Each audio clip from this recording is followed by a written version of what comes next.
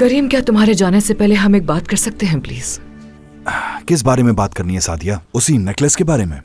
इतना गुस्सा क्यों हो रहे हो तुम? गुस्सा इसलिए हूं क्योंकि मैं थक चुका हूं इस तरह के फजूल इल्जामात और सवालात के जवाबात दे देकर।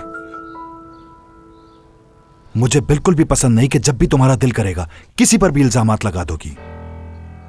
मैं किसी पर भी किसी किस्म का कोई इल्जाम नहीं लगा रही।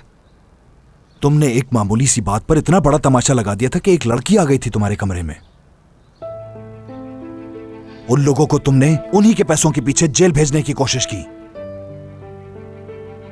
और अब तुम इस नेकलेस को लेकर मुझ पर इल्जाम लगा रही हो सादिया। तुम जानते हो मैंने वो सब क्यों किया था? क्या तुम प्लीज अब रिलैक्स हो जाओगे? हिकमत अच्छा इंसान था, मैं जानती हूँ। सादिया, इंसान के माजी के कुछ बेहद अहम मामलात भी होते हैं जिन्हें वो भूलना नहीं चाहता। क्या तुम नहीं जानती हिकमत मेरे लिए कौन था? बहुत अच्छे।